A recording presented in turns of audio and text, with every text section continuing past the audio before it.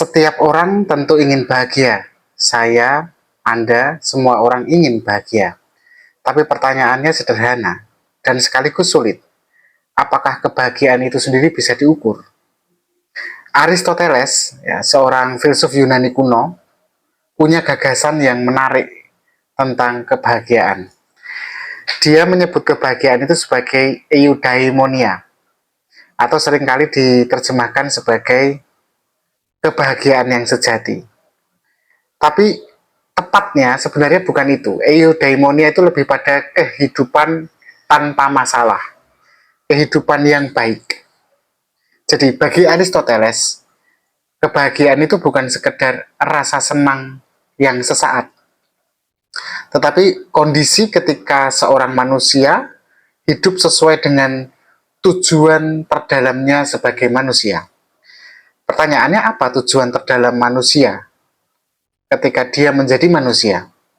Yaitu menggunakan akal budinya, membangun kebajikannya, dan mencapai potensi dirinya yang paling optimal. Jadi ada tiga: menggunakan akal budinya dengan baik atau rasional, membangun kebajikan dalam sikap hidupnya, dan dapat memenuhi potensi dirinya secara optimal.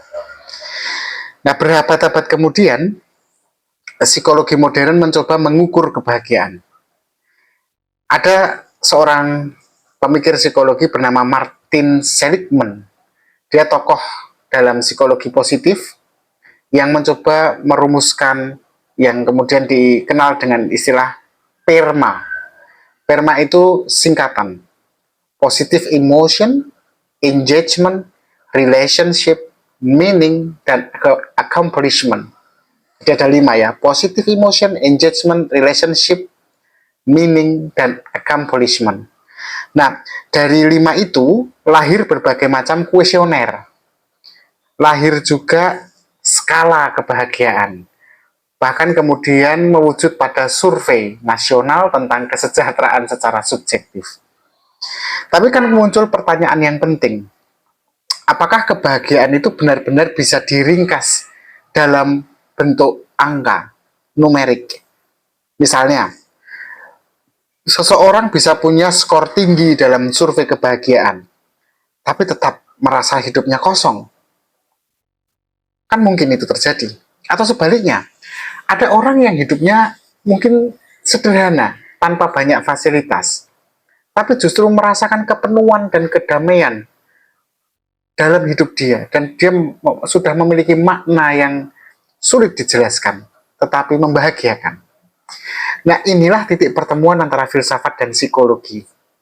Ketika psikologi berusaha memberikan alat ukur yang praktis, filsafat mengingatkan bahwa kebahagiaan tidak bisa dipersempit menjadi angka atau indikator. Kebahagiaan adalah soal orientasi hidup, bukan sekedar soal perasaan yang positif.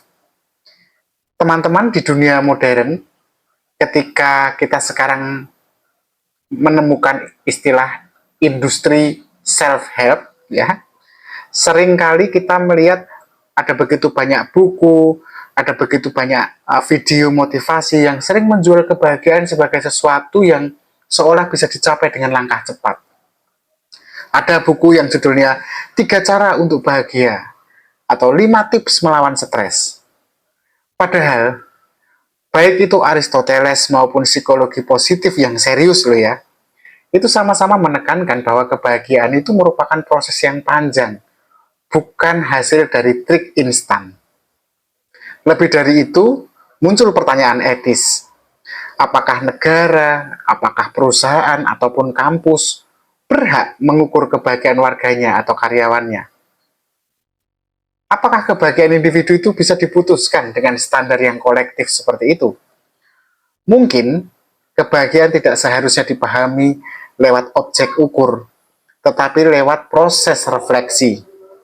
Kebahagiaan bukan sesuatu yang bisa diberikan dari luar, tetapi sesuatu yang tumbuh dari cara kita memahami diri dan tujuan hidup kita.